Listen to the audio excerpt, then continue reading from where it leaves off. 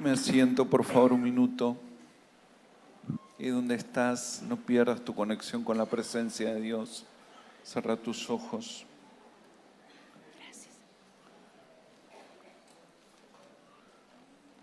Quiero invitarles a enfocarse bien en Cristo, no porque encerró los ojos haya nada especial, pero por lo menos a mí me suele ayudar a estar enfocado en Él.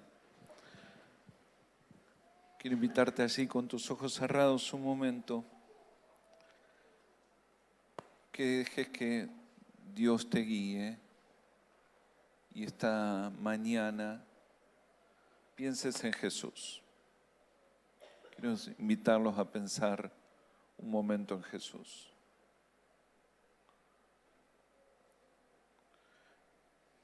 Y dejes que el Espíritu Santo traiga a tu vida algo de Jesús. Puede ser que Dios traiga una escena de la vida de Jesús. Puede ser que traiga una palabra a tu vida, pero quiero invitarte a pensar en Jesús.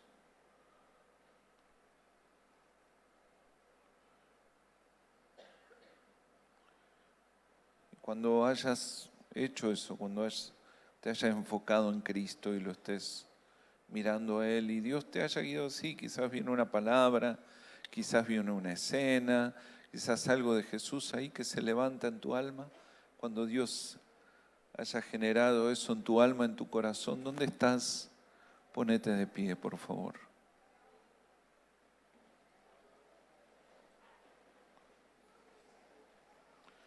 Manténete con tus ojos cerrados, adorando a Dios. Si Dios trajo una escena allí, mírala bien, no la pierdas. Si Dios trajo una palabra, agárrala fuerte, no la sueltes.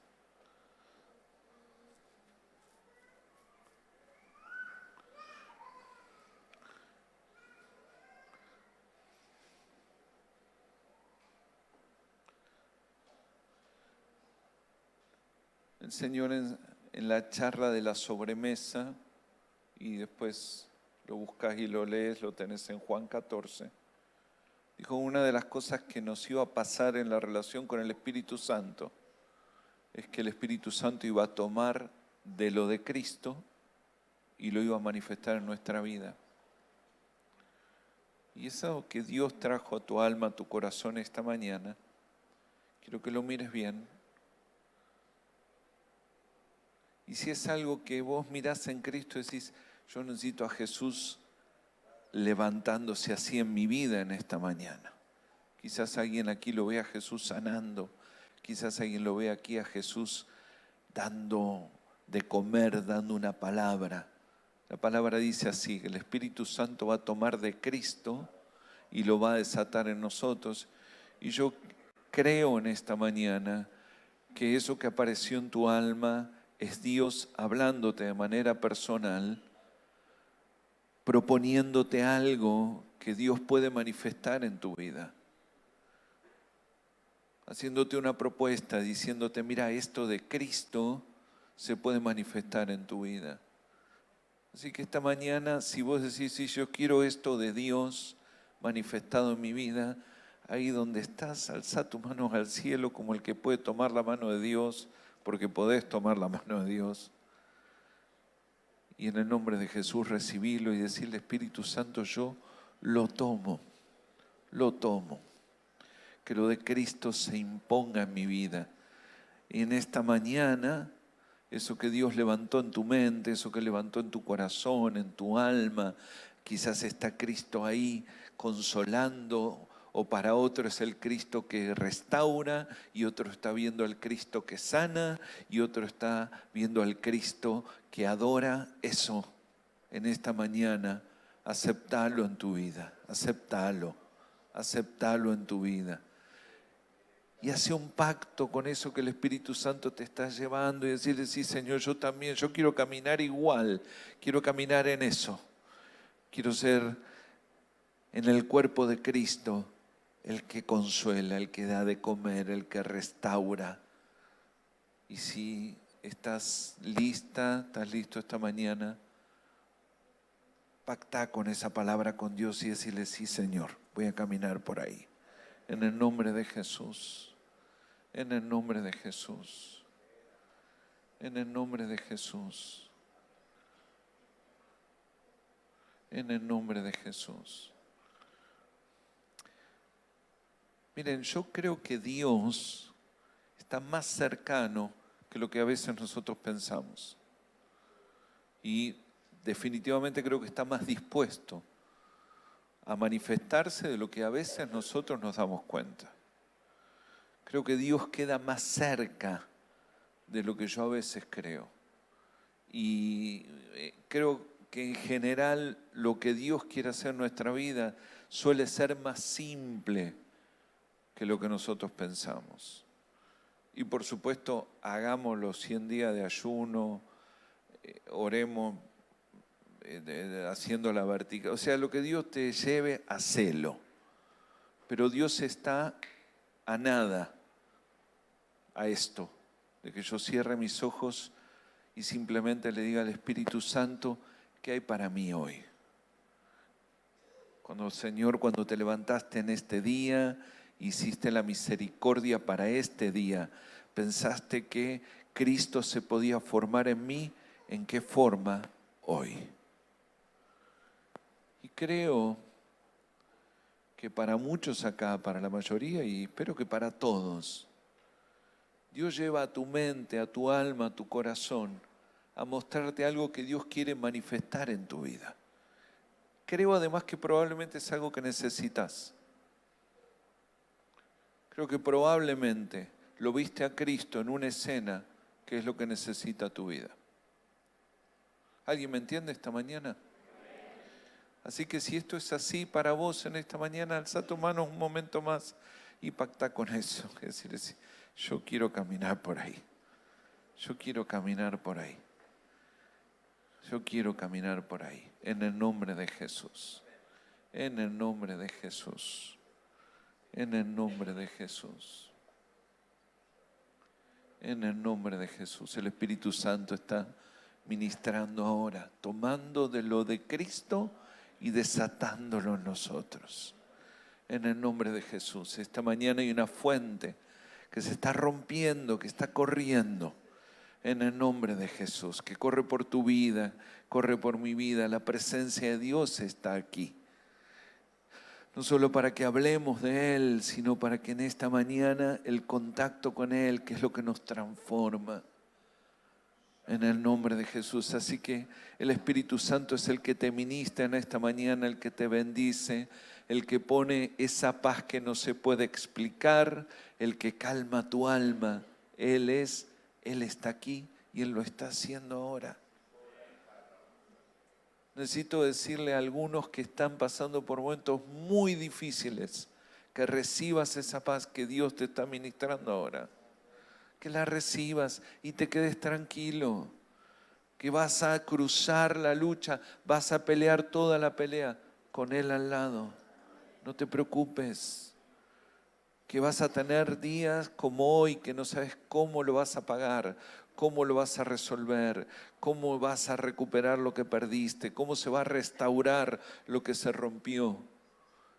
Y el Espíritu Santo viene a ministrarte paz, a poner tu alma en paz. Y ahí está tu cabeza luchando, diciendo, bueno, y cuando salgo de acá, la provisión que Dios está haciendo en tu vida es para que cruces el valle con Él, pelees la pelea con Él, navegues la tormenta con Él y no se te pierda la presencia de Dios ni un instante, para nada, en el nombre de Jesús. Así que ahí donde estás, tómate un momento más y adóralo. Bendecilo, si Dios te dio lenguas, usalas en esta mañana y adoralo, bendecilo con tus palabras. No le pidas nada por un momento, bendecilo, honralo, dale gloria. Él es digno, digno, digno, digno, digno, digno, digno, digno, digno, digno, digno, digno, digno. Él es digno, Él es digno, no hay nadie que se compare a Él. En el nombre de Jesús, En el nombre de Jesús. En el nombre de Jesús. En el nombre de Jesús. En el nombre de Jesús. En el nombre de Cristo Jesús. En el nombre de Jesús.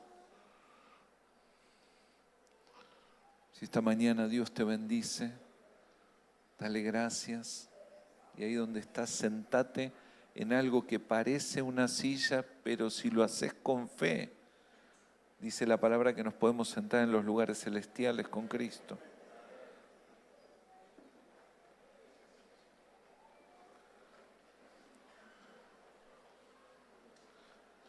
Mis hermanos, la mayoría de los creyentes, cuando van a un momento como el de recién con Dios, conectan el espíritu y desconectan la cabeza.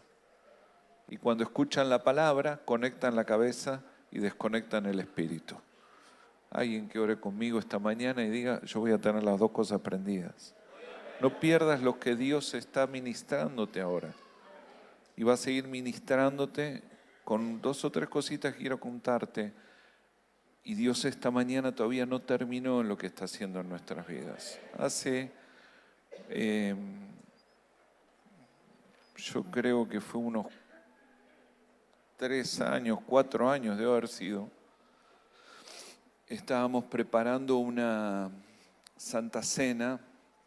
Para nosotros la festividad de Semana Santa es muy, muy fuerte. Hace años que le dimos a Semana Santa mucho valor, hacemos un Vía Crucis muy importante, otros nos imitan, pero no nos pueden igualar. Y entonces, una bendición. Pero el jueves de Semana Santa es muy especial. Y hace unos años hicimos el jueves ese para toda la iglesia. Y lo hicimos igual que como practicó el Pesaj Jesús en la última cena. Así que hicimos decenas de corderos para toda la iglesia, todos los miembros, y preparamos las bandejas con todas las copas de la cena, como tuvo Jesús esa noche. Así que imagínense, fueron literalmente miles de copas servidas. Y bueno, en la previa de eso me fui a una editorial judía que se llama Hebraica, y estoy ahí en la librería, en la editorial, caminando por las góndolas, y entonces se me acerca un rabino que tiene la librería y me dice, hola, ¿qué tal? Me dice, ¿de qué comunidad es? Y yo le digo, bueno, yo estoy en la comunidad de Nadrogué. Me dice, no sabía que teníamos una comunidad de Nadrogué. Bueno, ahí estamos nosotros, le digo, llevándola, ¿no? Y entonces, obviamente terminé contando que era pastor evangélico, y el hombre me dice, ¿de qué está buscando? Le digo, quiero leer un poco más sobre el sentido de los pactos. Y entonces el hombre me agarra y me dice, ¿usted entiende cómo funcionan los pactos? Bueno, si una persona que vos le decís que sos pastor, que sos licenciado en teología, te pregunta eso, y bueno, yo creo que sí, pero ahora tengo la sensación de que por ahí no. Entonces me dice, venga, y me lleva a la oficina a tomar un café y nos sentamos a charlar. Y entonces el hombre me cuenta esto, mire qué interesante. El hombre me cuenta, dice, en la Biblia, recuerden que para el hebreo el Antiguo Testamento es la Biblia, y entonces en la Biblia hay 2 tipos de pactos. Dice, hay pactos que Dios le propuso al hombre. Éxodo 20, ando buscando un pueblo, si ustedes quieren ser mi pueblo, yo quiero ser el Dios de ustedes, caminemos juntos, hagamos un pacto, yo los voy a hacer una nación de reyes y sacerdotes, ustedes me servirán. Es un pacto que propone Dios. Pero hay otros pactos en la Biblia que el hombre le propuso a Dios. Escuche esto que es interesante.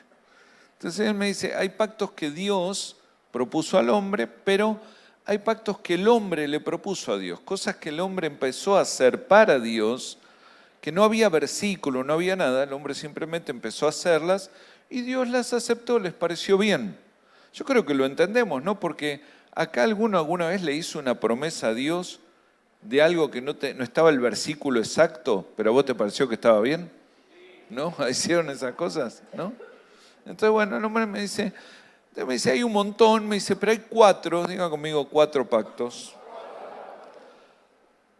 que son centrales, me dice.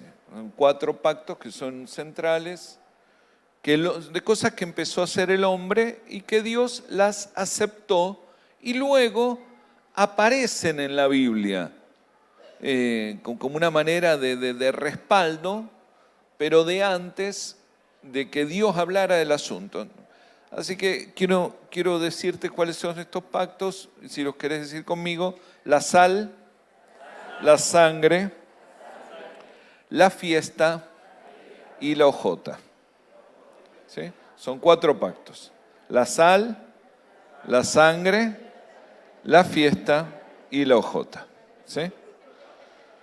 Entonces, el pacto de la sal está mencionado en Números 18 y 19. Si lo quieren buscar, si no, anótatelo por ahí. Números 18 y 19. Era una costumbre, los hebreos cuando hacían negocios empezaron a intercambiar unas bolsitas de sal. En esa época la sal era como el dinero. Pensaba que con la sal, por ejemplo, se podían conservar alimentos. En un desierto no hay heladera, de pronto la sal se había vuelto muy valiosa. Entonces, cuando hacían negocios intercambiaban unas bolsitas de sal, cada bolsita tenía un color con la cinta del color de la familia, y entonces después de hacer el negocio intercambiaban esas bolsitas de sal, la mezclaban y la llevaban como una ofrenda para Dios. Y el símbolo era, acabamos de hacer un negocio en el cual ganamos los dos, porque estamos bajo la bendición de Dios, vamos a bendecir a Dios, ¿no? Y entonces eso se estableció como un pacto. No hay un versículo en la Biblia que diga que hay que hacerlo, el hombre empezó a hacerlo y Dios lo aceptó.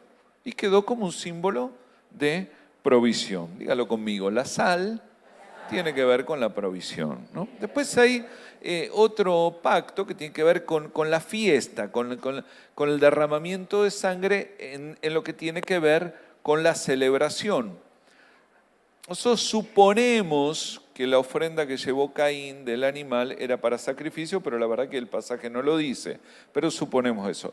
Pero sin ninguna suposición, en Génesis capítulo 8, versículo 20, Noé se baja del arca, está agradecido, no sabe cómo celebrar a Dios, y antes que existiera ningún pasaje que hablara de sacrificar o algo así, Noé sacrifica una pareja de animales. No sabemos qué raza de animales se extinguió ese día, pero Noé no sabe cómo darle gracias a Dios y agarra un macho y una hembra de una especie de ave y las derrama esa sangre como un evento de gratitud, de celebración delante de Dios. Y dijimos que la sal representaba la provisión, dígalo conmigo, la sangre representa la celebración. No sangre derramada por celebración. Hay una historia interesante en Génesis 38, 18. Tiene que ver con una mujer llamada Tamar, que se había casado con el hijo mayor de un hombre llamado Judá, uno de los hijos de Jacob. De esa tribu, ¿quién viene? Jesús, David, Salomón. La mujer conoce la bendición que recibió Judá y está decidida a quedar adentro de esa tribu. Entonces se casa con el hijo mayor de Judá y se muere el hijo.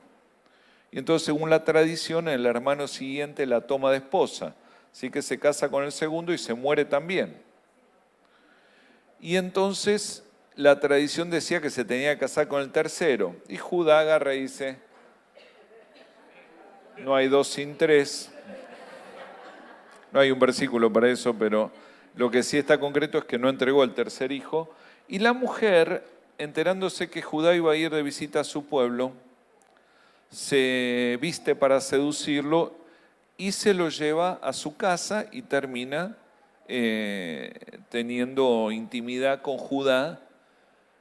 Cuando Judá se levanta, él tomándola como una prostituta, le dice que no tiene para pagarle. Y entonces la mujer dice, bueno, no hay problema, y le retiene a Judá, dice Génesis 38, 18, el sello. ¿Qué eran los sellos? Los sellos era un símbolo que empezaron a usar las familias, donde había una especie de anillo que tenía el símbolo de esa tribu en referencia a la fe que tenía con Dios, ¿no? Y entonces usted sabe seguro cuál era el símbolo del sello que usaba Judá. ¿Qué tenía ese? ¿Qué le parece? ¿Cuál era el símbolo? Un león, exacto, ¿no? El sello tenía el símbolo de un león. La mujer retiene el sello, y por retener el sello, al tiempo, una historia que después usted si quiere la lee, termina quedando incluida, porque el sello tiene que ver con la identidad. Así que dijimos que la sal es provisión, ¿sí? Lo dice conmigo una vez más, la sal es provisión, la sangre es celebración, el sello es identidad. Y el cuarto pacto que me explica este hombre es el de la hojota o el de la sandalia, que está en Ruth 4:7. Y esto tenía que ver con una tradición del pueblo judío. Otra vez, no hay un pasaje para esto. El pueblo judío lo empezó a hacer y después queda registrado, por ejemplo, en este pasaje de Ruth. Cuando Israel entró a la tierra prometida, entra bajo una palabra: todo lo que pisare la planta de tu pie será tuyo. Y entonces Israel tiene un reparto de tierras y tenía esta costumbre, que no me quiero ir por acá, pero es una costumbre económica muy interesante. Cada 50 años la tierra volvía a los poseedores originales. Entonces esa es una manera de regular el mercado. ¿Cuánto valía un terreno? Depende cuánto faltara para el año 50. ¿Sí? Y cada 50 años, es decir, cada 3 generaciones, una generación podía estar bien, la otra podía hacer malos negocios, la otra podía llegar a empobrecer, pero la cuarta tenía la chance de arrancar de nuevo. Muy interesante, ¿no? Y entonces, cuando se alquilaban las tierras o se vendían durante ese periodo de 50 años las tierras, de alguna manera, como en la costumbre estaba que se entregaban las sandalias, las hojotas, con las que originalmente el patriarca había pisado la tierra. Entonces, el sentido era, esta sandalia coincide con esta tierra. Era un símbolo, ¿no? Ahí en el capítulo 4, cuando Ruth recupera una tierra, dice que intercambiaron sandalias. ¿A qué se refiere? Bueno, se refirió a esta costumbre, ¿no? Entonces, nosotros decimos que la sangre es celebración, el sello es identidad, la sal es provisión y la sandalia es herencia. ¿Sí? ¿Se anima a decirlo conmigo? La sandalia es herencia, el sello es identidad, la sal es provisión y la sangre es fiesta. Entonces me mira el rabino y me dice, ¿entiende? Yo le digo, me parece que sí, pero ahora me parece que no. Y entonces él me dice, ¿usted no se da cuenta? Me dice que es el hijo pródigo. ¿Tiene su Biblia? Cuando el hijo pródigo regresa a casa, este personaje que ha estado anoche en nuestras reuniones y hoy volvió a venir a nuestras reuniones, el padre lo abraza y la manera de hacerlo sentir en casa es le da un sello, le provee de ropa, le da sandalias y hace una fiesta. Y es la manera en que el padre lo convence al hijo pródigo de que está en casa. Este hijo pródigo que, no sé si es alguno de ustedes, pero lo que sé es que anoche y hoy vino a todas las reuniones.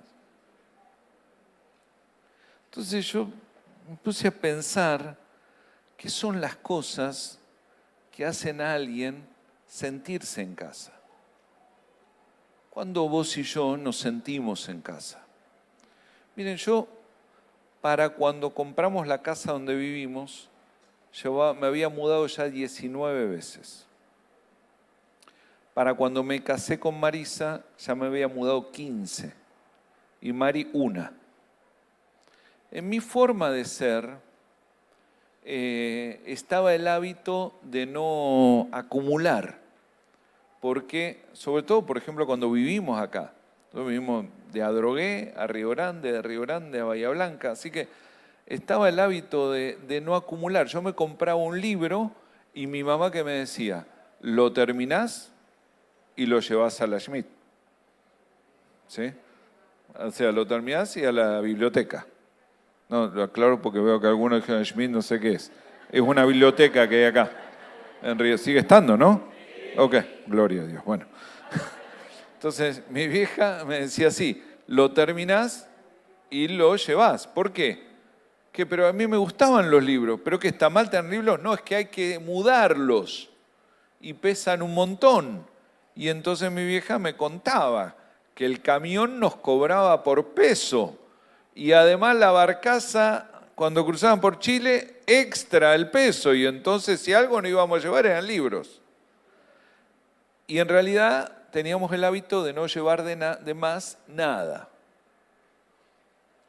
Así que nunca tuve la sensación de que había un lugar que era mi casa. De hecho, le contaba a Dani ayer, y Mario lo sabe, que creo que se los dije, cuando vengo, por ejemplo, aquí en Río Grande fue un tiempo difícil de mi familia, pero hice buenos amigos y para mí en lo personal fue un tiempo fantástico. Y todos los fines de semana con uno de mis mejores amigos, todos los fines de semana al campo y cada vez que había oportunidad era ir a pasar ahí. Vivía a 50 metros del mar y todo el tiempo en el mar en esa época pasaba algo y me iba a la playa, me volvía con un pingüino, me iba al banco y me venía con un chulengo. O sea, ahí mi vieja se la aguantaba todas, pobre mi mamá santa, ¿no? Así que tengo los mejores recuerdos de esa época. Y entonces creo que como uno conecta las memorias emocionales con los lugares, por eso a veces cuando vas a algún lugar te sentís incluso físicamente bien. ¿No te pasa? ¿Sí? ¿No? Si tuviste una gran cena en un buen lugar, o sea, si vos me decís, vamos a comer un lomito, a mí me aparecen 2 o 3 lugares. La Roca, seguro. Seguro. No sé si siguen haciendo buen lomito, pero a mí me aparece La Roca. Y no puedo creer que alguien viva en Río Grande y no vaya a la confitería Roca. Pero bueno, para otra cosa. ¿No fuiste nunca? No lo puedo creer. Ahora, yo sé que deben hacer lomitos mejores en otro lado quizás. Mi hijo vive en Córdoba y me llevó a comer a la casa central de Lomitos Beto. No, Roca de Beto después competir por el segundo lugar. Roca es mejor. Después viene Trote de Adrogué. Y puede ser que ande Beto. Con Beto me estoy empezando a llevar bien porque como mi hijo está ahí, entonces conectamos. Y son esas cosas las que te hacen sentir en casa. No tanto lo que tenés, si el título, si la escritura de tu casa tiene tu nombre, mejor. Pero si no lo tiene, por ahí no es un tema central. Porque lo central es cuando están los elementos que me hacen sentir en casa. ¿Por qué volverías a tu casa y no a cualquier otra casa? ¿Qué es lo que hace que cuando vos llegás a un lugar decís, yo cuando abro esta puerta estoy en mi hogar? Y cuando hablo de casa no hablo del edificio, ¿no? Estoy hablando de la idea, del concepto. Hace unos meses hicimos con Maru una reunión de matrimonios, nos divertimos mucho porque resulta que le pedimos a todos los que estaban en la reunión de matrimonios que sacaran sus celulares y escribieran las 5 cosas fundamentales de una pareja por las cuales estaban con el otro. Y le pedimos a cada uno que lo escriba en su celular y les avisamos, miren que después los vamos a cambiar los celulares. Así que todos escribieron, pero cuando terminamos de escribir le pedimos a esa hermana que había escrito que cambie con el celular del marido de otra. Y entonces cuando chequearon se dieron cuenta que la mayoría había escrito lo mismo. Así que nosotros le preguntamos, si eso que escribiste ahí es el motivo por el cual estar con el otro, ¿por qué no te irías con el de tu amiga? ¿No? Si vos agarrás y decís lo central por lo cual yo me siento en casa, y todos pusieron la comunicación, la fidelidad, y todos ponían lo mismo. O sea, vos te casaste con ese simplemente porque lo conociste antes. Porque si el asunto es, pero todos sabemos que no es así, ¿verdad? Que hay cosas muy, muy sutiles a veces y muy pequeñas y a veces hasta difíciles de definir, que son las que nos hacen sentir en casa. El anillo que usás vos por ahí no es igual que el que uso yo. Ahora, los dos tenemos el sentido de identidad, porque es difícil sentirse parte de un hogar si uno no tiene ese sentido de identidad, de pertenencia. Pero no necesariamente es por las mismas cosas. Y que te celebren, ¿no? Que llegues y te celebren. Tu perro y alguien más, ¿no? ¿No? Y te hagan fiesta, ¿no? Qué importante. Ahora, ¿cómo es la fiesta que te hacen en tu casa? Por ahí es diferente a la mía. Pero que te hagan fiesta es importante. Y son esas cosas, ¿viste? En las que cuando vos llegás decís, yo soy de acá. ¿Por qué? Nosotros decimos que las casas se hacen con ladrillos, pero los hogares con valores, ¿no? Entonces, ¿cuáles son esos valores de tu casa? Que vos agarras y decís, a mí me parece que hay casas mejores, pero no me importa, no es la mía. Les quiero contar unas cosas. ¿Cuántos tienen hijos? Hay hijos mejores que los tuyos, pero no son los tuyos. Así que no importa. Jamás los compares. Jamás le digas a tu hijo por qué no sos como el hijo o la hija de fulano. No los compares tampoco con tu propia niñez. Porque vos no querés otro, lo querés a ese, ¿o no? Y debe haber hijos mejores que los nuestros, pero a nosotros no nos interesa, porque no son los nuestros. Hay matrimonios que funcionan mejor que el tuyo, pero no interesa, no es el tuyo, no es tu casa. Así que yo pensaba esta mañana, mientras la escuchaba a Maru,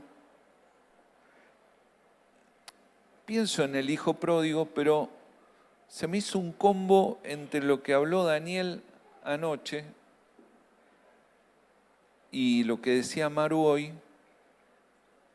¿Y qué tal nosotros haciendo sentir al otro en casa? ¿No? ¿Qué serían las cosas que yo puedo hacer y debo practicar para que el otro se sienta en casa? ¿Qué tal si cada tanto vamos pidiendo menos y dando más?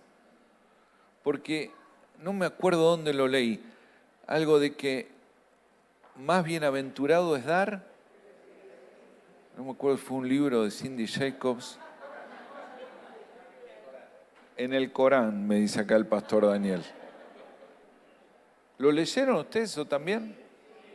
¿Y conocen la experiencia de vaciarte porque amás a alguien y el otro te da las gracias y vos decís, yo me siento mejor que antes de venir?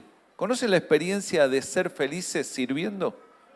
Y que el otro te agradezca y vos decís, no me agradezca nada si yo estoy mejor que antes. ¿No les pasa? Y entonces, ¿qué tal si en casa nosotros dejamos de pensar un poquito en cuántas cosas tenemos del hijo pródigo en nuestras vidas a ver si podemos ser el Padre, como decía Dani ayer, o como decía Mario hace un rato. ¿Y qué podríamos hacer para hacer sentir a la gente en casa? ¿Me sigue hasta acá? ¿Está conmigo acá? Provisión, herencia, identidad y fiesta. ¿Lo dice de nuevo conmigo? Provisión, pertenencia, herencia, identidad, fiesta. Las cosas que hacen a la gente estar en casa.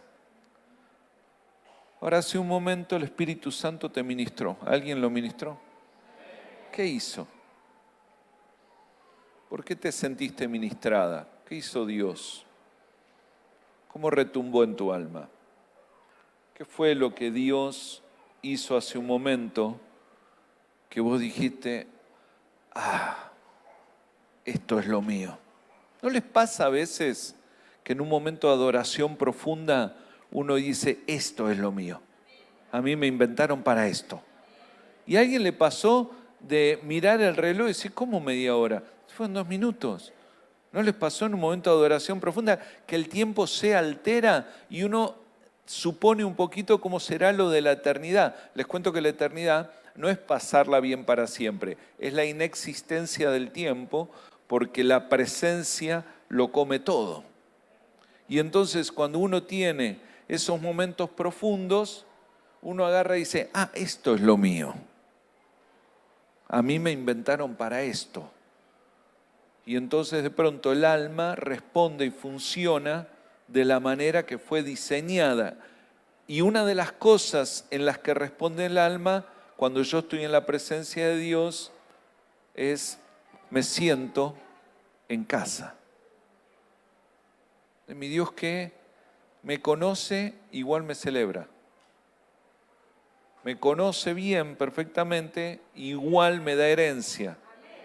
Me conoce perfectamente todos mis errores, todas mis falencias, igual me da pertenencia, dice que soy el hijo, me hace sentir en casa. Miren, el Espíritu Santo no se fue a ningún lado, está aquí esta mañana. Vos podés cerrar tus ojos un momento, tomar conciencia en tu alma, en tu espíritu y percibirlo, está acá, tratando de cautivarnos, que nosotros sepamos, aceptemos, pactemos que mi casa es la presencia de Dios. Él está aquí en esta mañana, haciendo esto, haciéndote sentir en casa. En casa.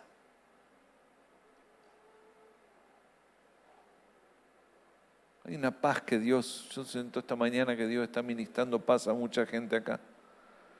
Esa cosa de tranquilo, acá estoy. Si eso es lo que Dios está haciendo en tu vida, no se fue a ningún lado, no necesitamos cantar 3 canciones más, está aquí.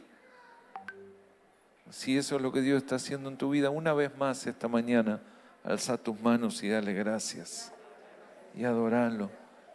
¿Y qué hace Dios? ¿Cómo me cautiva? Me hace sentir en casa. Hay un pasaje muy raro.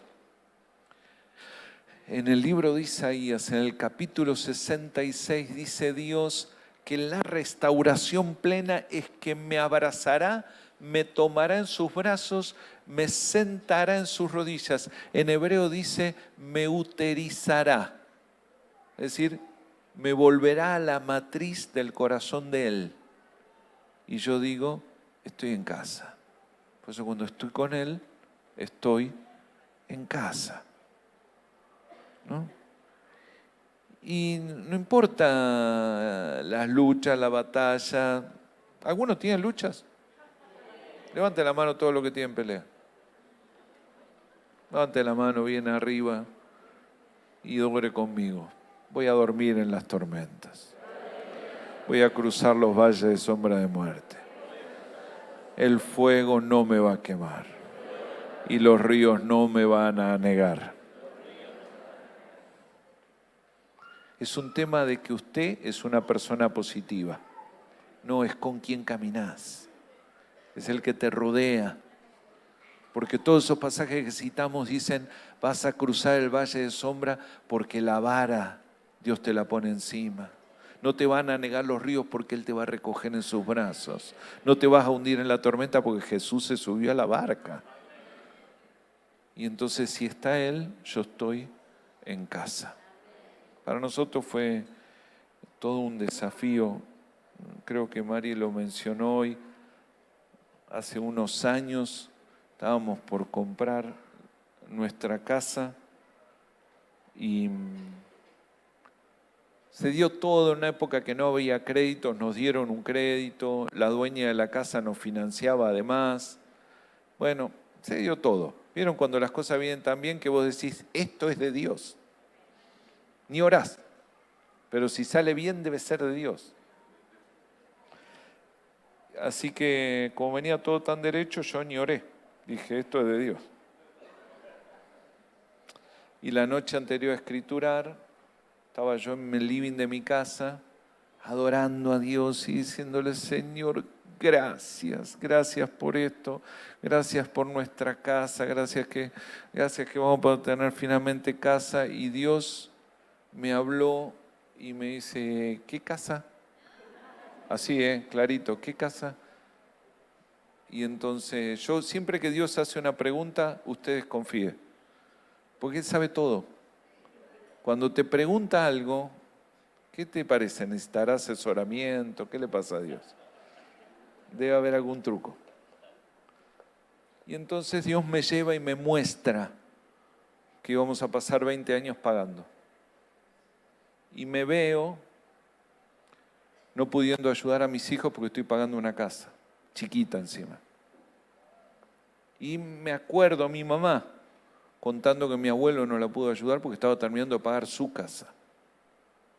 Y me acuerdo a mi abuelo contando los planes de la Alborada que lo llevaron a estar 30 años pagando, porque su papá tampoco le pudo dar. Y de pronto me veo yo a mí mismo repitiendo la historia otra vez. Lo que no sacas de la mochila, ¿viste? El pecado nunca se queda. Las limitaciones nunca se quedan donde uno las pone. Viajan, caminan. Uno quiere agarrar y decir, no, esto es algo que queda ahí, lo pongo ahí, no afecta a nadie, es algo mío. No. Viaja. Se mueve. Y entonces a la mañana fui a la escribanía, fui al banco, avisé que no iba a tomar el crédito, fui a la escribanía, avisé que no iba a comprar la casa. Dios me cubrió de todas las cosas que me dijeron, con su sangre. Y por la gracia de Dios nos pudimos quedar viviendo en esa casa porque la mujer que nos alquilaba nos siguió alquilando. Se enojó primero, pues se le pasó y nos siguió alquilando.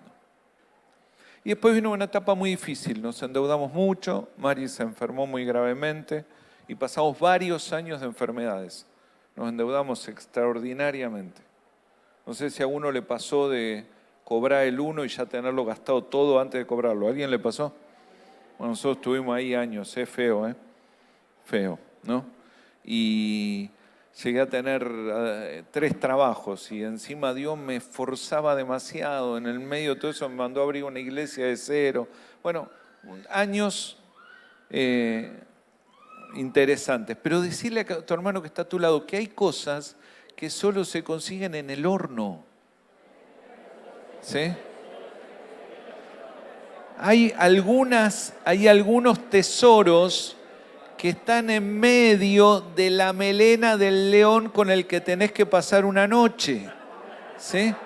Entonces, no digo que andes cantando y digas qué lindo, no, pero lo que te digo es que antes de amargarte, a ver si le sacamos algo. Porque hay cosas que están en el foso de los leones, hay que ir a buscarlas.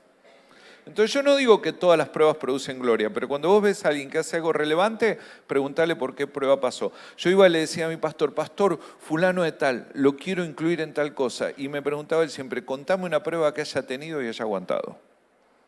Y siempre me decía lo mismo, no confíes en la fe de nadie que no haya sido probado.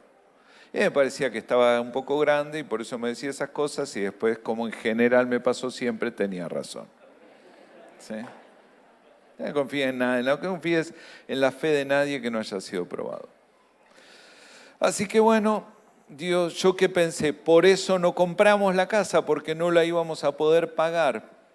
Y a los años, Dios nos da el dinero de una manera insólita, que otro día creo que algunos saben la historia, y si no otro día se la cuento. Y estoy otra vez la noche anterior al borde de ir al día siguiente a la escribanía a pagar la casa. Y entonces estoy otra vez en el living, de rodillas, diciéndole, Señor, gracias, tu fidelidad, tu amor. Voy a comprar la casa de contado. Y Dios me dice, ¿qué casa? Yo digo, no me puedo pelear con todos los escribanos de la droga. Y entonces Dios me habla con este pasaje. Cada tanto, en una familia que quiere tener un cambio relevante, tiene que aparecer una generación que se jorobe. Si no, no hay cambios. Y una familia que está compuesta por gente que lo único que está pensando es en lo que necesita, en vez de en lo que puede dar, nunca es totalmente transformada. Cualquiera puede ser el hijo pródigo, pero cualquiera puede pasar de hijo pródigo a padre en un momento, y puede pasar esta mañana. Y entonces ahí estoy yo comprándome mi casa, y Dios diciéndome, ¿la casa de quién? Y el Señor nos habla claro, así que a la mañana siguiente escrituramos la casa a favor de nuestros hijos. Nosotros seguimos sin tener casa, por eso los tratamos bien, porque no queremos que nos desalojen. Porque, ¿qué pensé? ¿Que a dónde nos llevó Dios? Bueno, ojalá podamos resolver propiedades para todos, pero cada tanto tiene que aparecer alguien que se saltea. Si vos creces toda la vida solamente consciente de tus necesidades y de las cosas que no te salieron, nunca te vas a sentir totalmente realizado. Porque la realización plena de un papá, de una mamá, está cuando ve a los hijos superar. Porque para eso trabajamos toda la vida, ¿no? Ahora, hay gente que ama a los perros y hay gente que solamente le gustan los cachorritos. Por eso hay tanto perro en la calle. Hay gente que le gustan los bebés y hay gente que aman los hijos. Y no es lo mismo. Yo tengo una amiga que miraba a los bebés y pensar que va a crecer, ¿no? Y escucho mucho papá que cuando pasa por al lado de un nene de 3 años dice, disfrútalo ahora porque después... Yo disfruté a mis hijos todos los días de toda mi vida. Y los sigo disfrutando. Y tengo planeado seguir disfrutándolos. No sé, creo que vos también. Es increíble. Tener hijos es increíble. Pero hay que ser padre. Como decía Dani hoy. Si siempre sos el pródigo, entonces, viste, hermanos que crían hermanos no sale bien. Y entonces nosotros nos volvemos los pródigos cuando todo el tiempo estamos pensando, a mí cuánto me toca. Y estoy consciente de lo que me falta. Y escúchenme una cosa, necesito hacer algo esta mañana, porque a veces muchas de esas necesidades vienen de cosas que nos pasaron. Mire, hace unos años yo me paré adelante de la iglesia y les dije esto. En esta congregación vamos a trabajar para que todos los adolescentes, jóvenes, niños sean terciarios.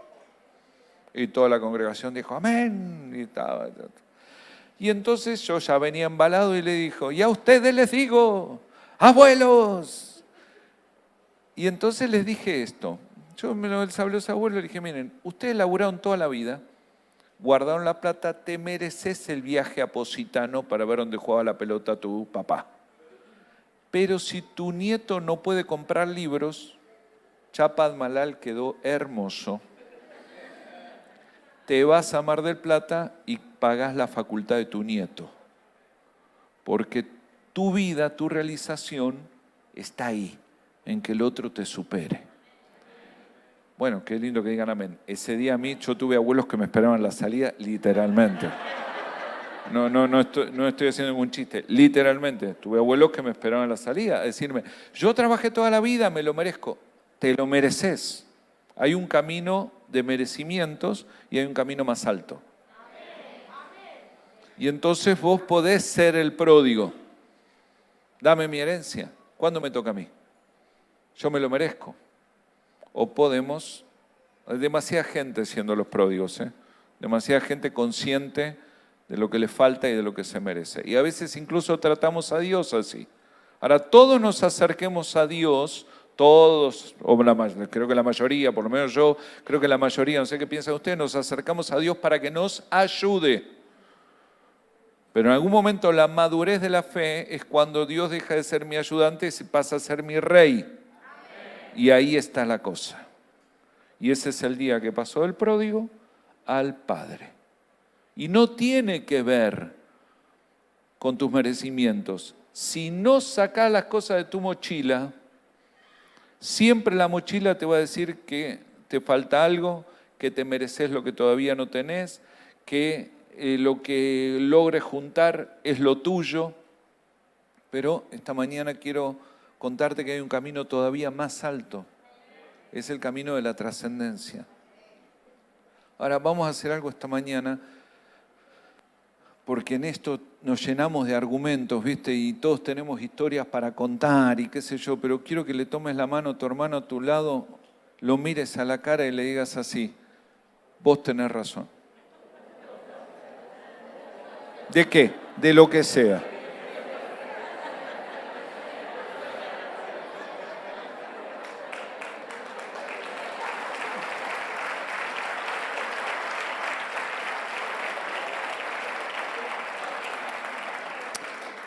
¿Ya se sienten mejor?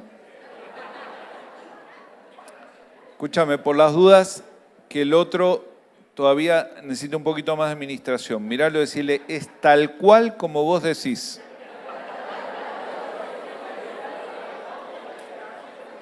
No, pero ¿qué cosa si no te dije nada? No hace falta. Seguro es como vos pensás.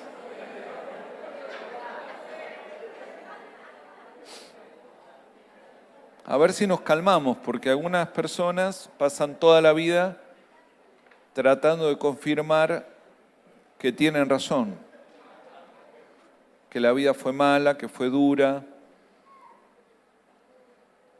Y entonces, ahí está José, que lo va a ver al papá, Jacob, que había pensado que había muerto, y lleva a los dos hijos. ¿Alguien se acuerdan cómo se llaman? Efraín y Manasés. Entonces va José con los hijos y Jacob lo mira y dice, ¿quiénes son estos? También estoy en el capítulo 48 de Génesis. ¿Quiénes son estos?, le dice Jacob. Y José dice, son mis hijos que mi Dios me dio.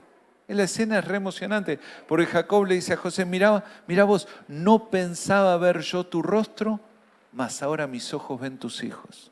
¡Wow! Qué lindo, ¿no?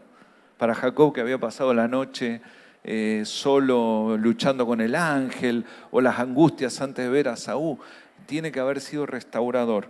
Y entonces lo llama Jacob a José para bendecirlo. Y cuando Jacob lo llama a José, José le dice, no, yo no, mis hijos. ¿Y vieron que no hay tribu de José? La Biblia describe que hay 11 tribus y 2 medias tribus. Y no hay tribu de José, al punto que José pierde el nombre.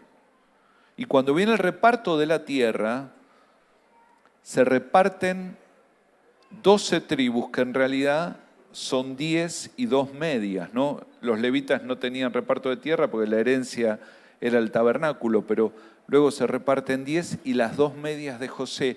Y no hay herencia para José porque el día que le tocaba, dijo, no, mis hermanos se mataron por esto, yo no juego más. Y entonces pone los hijos. Y Jacob, que está todavía en la enfermedad vieja, ¿se acuerdan lo que hace? cambia las manos. Y José le dice, no, papá, así no es. Este es el mayor. Y Jacob le dice, ya lo sé.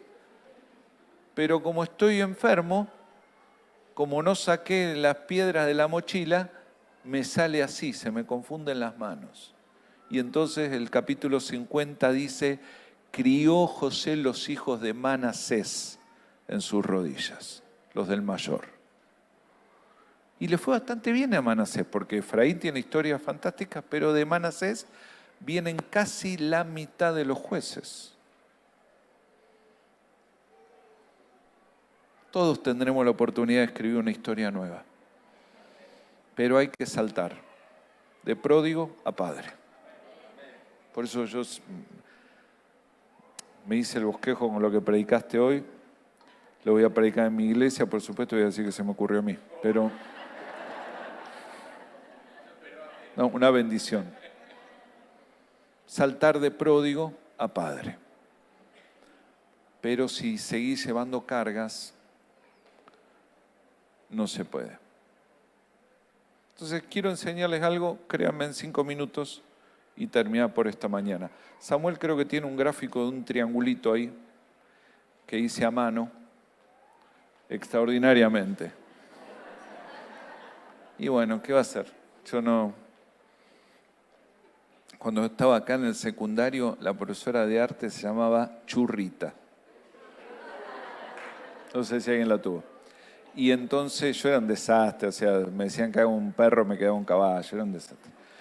Y en un momento vi un trabajo final y por supuesto me lo hizo mi mamá.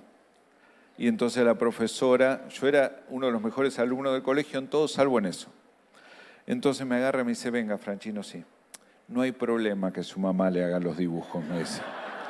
Lo único que no se note tanto, me dice. Bueno, no he logrado superarlo. Pero miren, si tiene para anotar, anote. La Biblia dice que el ser humano tiene espíritu, alma y, en este triángulo, el triángulo grande, está bastante chueco, ahora que lo miro. El triángulo grande es el cuerpo. Y estamos dividiendo el alma en 3. La M es la vida de la mente, de los pensamientos, la vida de las emociones o de los sentimientos y la vida de la voluntad, que es la vida de las decisiones. Básicamente, estoy yendo muy rápido y haciendo algo muy simple, algo difícil. Pero básicamente estas son las cosas que pasan en el alma. Los pensamientos, los sentimientos y las decisiones. Y luego la palabra dice que hay en nosotros un espíritu. El apóstol Pablo en Corintios dice que sin Cristo está como muerto, ¿no? Entonces, hay algunas cosas espirituales aún en la persona más incrédula que quedan del diseño original. ¿Vieron que la gente te habla? Una vocecita me dijo. Algo, ¿vieron esas cosas? ¿Ah? Y eso es un poquito el resabio del diseño de Dios, pero cuando uno se encuentra con Cristo, la palabra dice que Cristo vivifica. Mi cuerpo dice, mortal dice una palabra, mi alma dice otra, ¿sí? Renueva los pensamientos y ese tipo de cosas. Así que cuando yo recibo a Dios, según Efesios capítulo 1, versículo 13, Dios me sella con el Espíritu Santo, que es la marca de mi pertenencia celestial. Y el Espíritu Santo no se queda donde yo lo pongo. O sea, Dios no se queda donde yo lo pongo. Es el Rey, quiere hacer lo que Él quiere. Y entonces se va metiendo, ¿viste? Quiere renovar nuestra mente, quiere sanar nuestras emociones y ayudarnos a vivir de acuerdo a su voluntad. Y entonces empieza eso. Pero poné la siguiente, Samu. Pero aparecen algunas áreas en nuestra vida que no dan bolilla. ¿Alguien me entiende? Que vos saber, ¿cuántos han pedido, cuántos un día agarran y dicen, Señor, esto en mi vida no va más? ¿Cuántos hicieron esa oración? Y después dijeron, Señor, te pido perdón, pero ahora sí en serio no va más. ¿Sí? ¿Cuántos hicieron esa segunda oración? Y la tercera, Señor, ayúdame con esto que parece que sigue yendo, porque no. ¿No? Y no estoy hablando de necesariamente hábitos pecaminosos, en el sentido de la persona que tiene una adicción. No estoy hablando necesariamente de eso. Estoy hablando también, por ejemplo, a veces de las tendencias a juzgar y no poderlo controlar, o a la angustia y no poderlo controlar, o a enojos incontrolables. Sí, por supuesto, en esa F que usamos la palabra fortaleza, porque yo pienso en esa historia que David entra a Jerusalén y dice que se encuentra en la ciudad santa una fortaleza de los jebuseos, ¿no? Y entonces adentro de la ciudad de Dios tiene un pedacito que no le da bolilla. Entonces yo pienso que es una buena figura. Por ahí a usted se le ocurre otra mejor, use otra. Pero en esa F están como un espacio en nuestra propia vida que no da bolilla. No sé cómo explicarlo más simple. ¿Se entiende? ¿Sí? ¿Puede haber un demonio ahí? Bueno, no sé, no me quiero meter en ese baile esta mañana. Lo que sí les digo es que por lo menos hay un espacio que el infierno tiene una ocasión, como dice el Nuevo Testamento. Y entonces esto funciona más o menos así. Las personas creen cosas que están respaldadas por emociones y toman decisiones que suelen confirmar lo que creen. El alma no tiene embrague, ¿viste? O sea, cada vez que querés hacer un cambio, mucho ruido. Por eso todos tendemos a tratar de confirmar aquello en lo que creemos, aunque lo que creemos no sea bueno. Yo para esto no sirvo. Tengo ese pensamiento.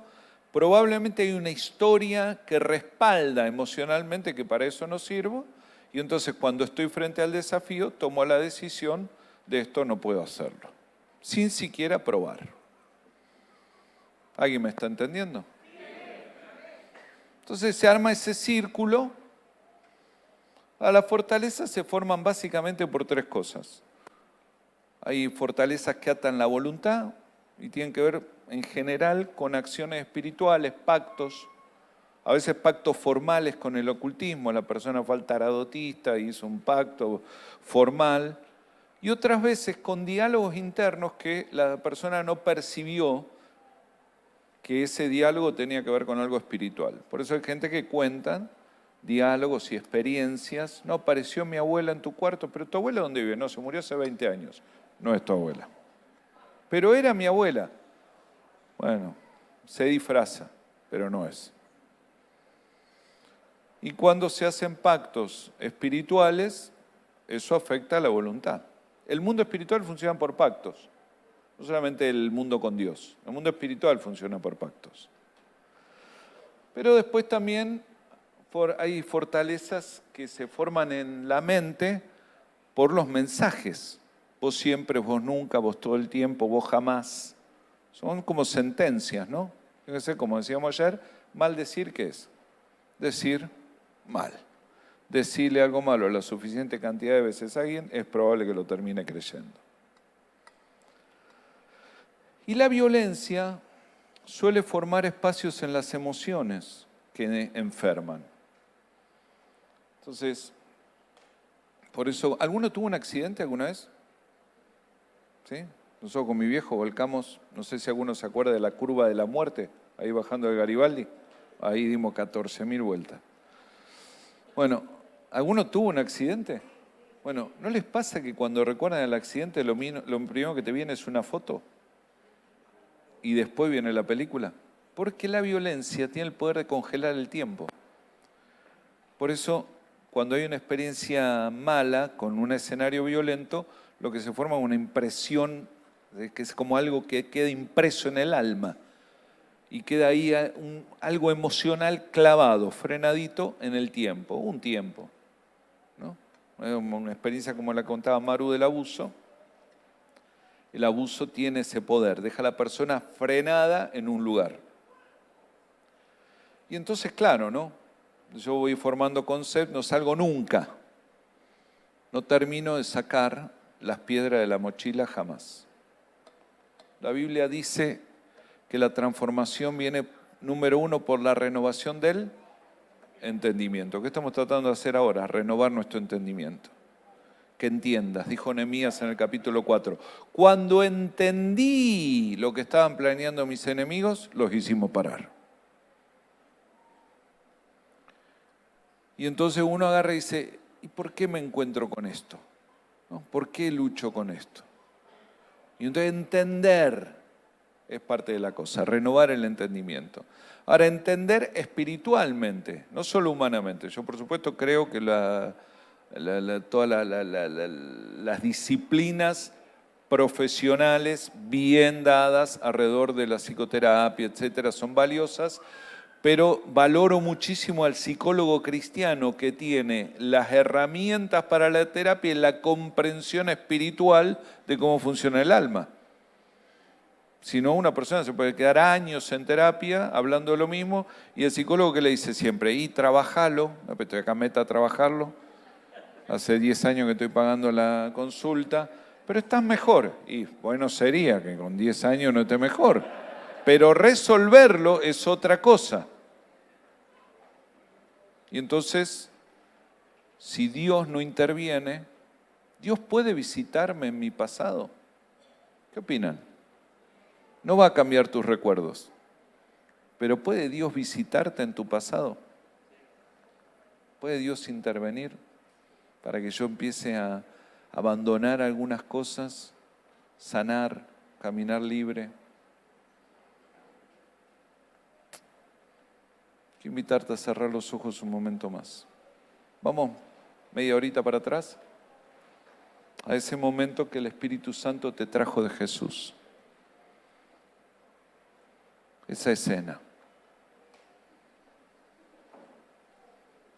Que yo creo que el Espíritu Santo la trajo para provocar sanidad, para sacar por lo menos una piedra de la mochila en esta mañana, para que nosotros podamos pasar de pródigo a padre, en el nombre de Jesús, para que nosotros cerremos puertas y no vengan deudores a cobrar, en el nombre de Jesús, para que tengamos una comunicación con Dios sana, en el nombre de Jesús. Eso que el Espíritu Santo te trajo. Quiero invitarte esta mañana a que lo conectes con tu vida, que lo metas adentro del dibujito del triángulo.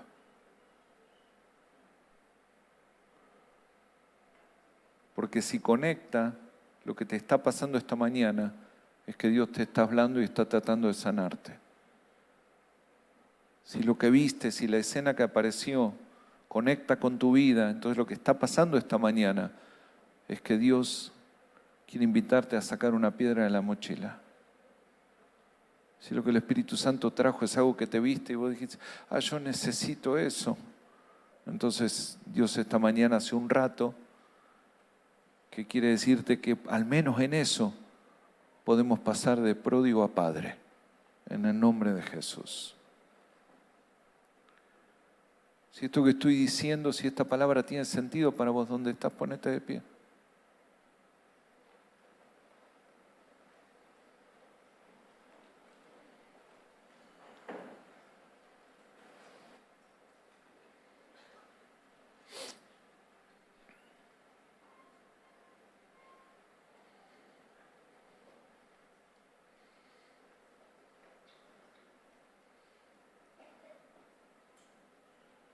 Estamos acá para sentirnos en casa. Nuestro Dios que nos celebra, nos da anillo, nos ha dado herencia y nunca dejará de proveernos. Y entonces esta mañana, cualquier historia que haya en nuestra alma guardada, que se levante contra lo que Dios quiere hacer en nuestra vida, ¿qué te parece si eso lo derribamos en el nombre de Jesús? En el nombre de Jesús. En el nombre de Jesús. Es la mañana para volver a declarar perdón sobre el que te agredió. Es la mañana para volver a declarar gracia sobre el que te decepcionó. Es la mañana para volver a mirar a Cristo. Es la mañana para pasar de pródigo a padre. Y quiero invitarte esta mañana en el nombre de Jesús, a una oración muy simple y quiero decirte que esto que vamos a hacer ahora es que estamos abriendo un proceso que Dios va a trabajar con tu vida y que probablemente vas a necesitar volver sobre esto y quizás hasta necesites ayuda, pero no lo dejes por la mitad. Pero quiero invitarte en esta mañana que levantes tus manos a Dios y se lo digas: Señor, en esta mañana, en el nombre de Jesús, acepto mi destino. Estoy para dar, para hacer sentir a los que están en mi vida en casa. Porque yo ya estoy en casa. Porque en ti tengo herencia, tengo pertenencia, tengo provisión. Y en mi vida está el gozo de la celebración.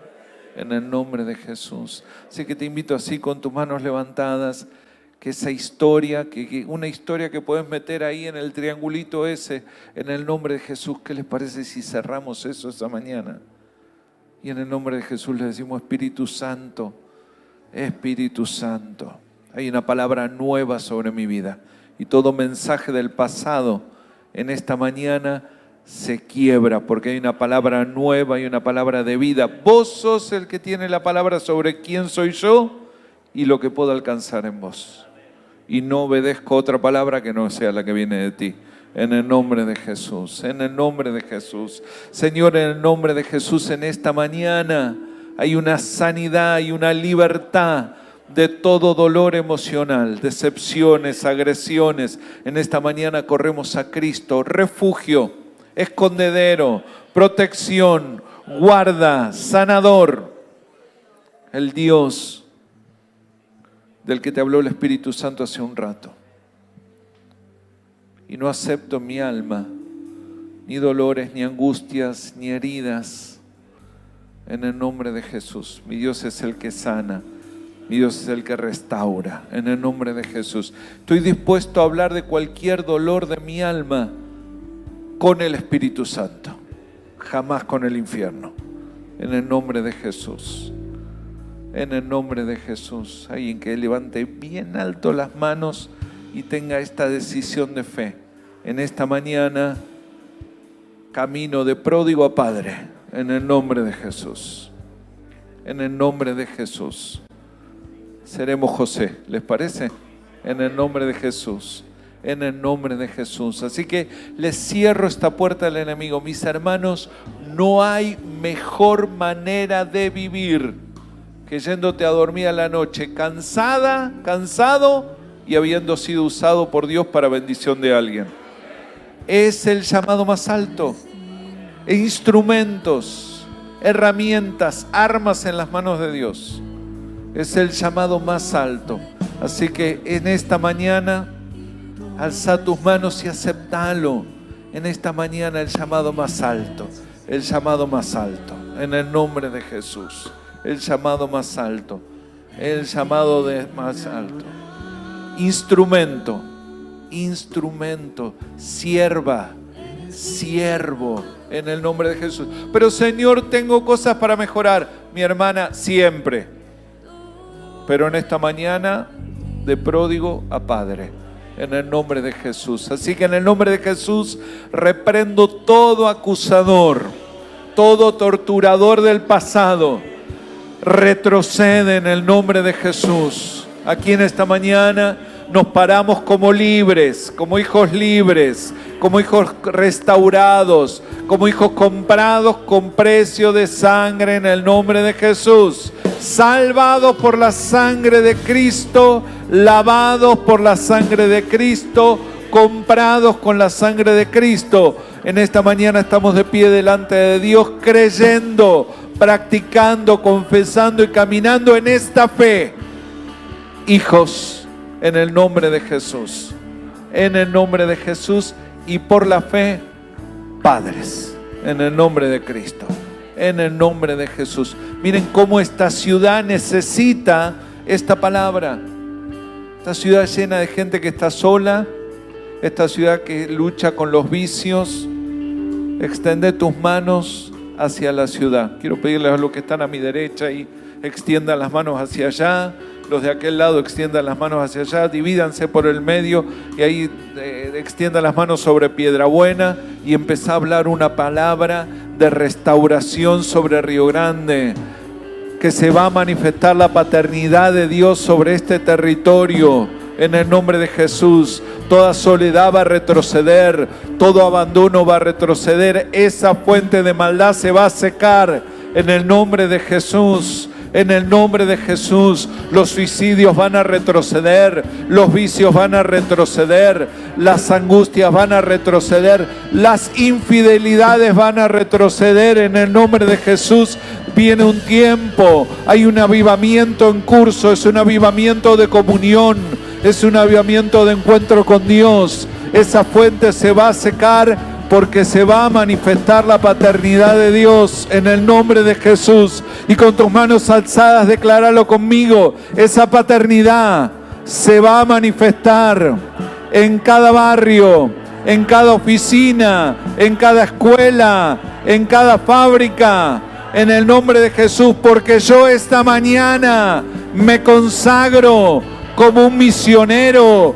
como un instrumento para manifestar la presencia de Dios, la paternidad del cielo para todo huérfano, en el nombre de Jesús. Y juntos decimos amén y amén, en el nombre de Cristo. Dale un aplauso bien fuerte al Rey, dale la gloria, dale toda la alabanza en esta mañana, en el nombre de Jesús.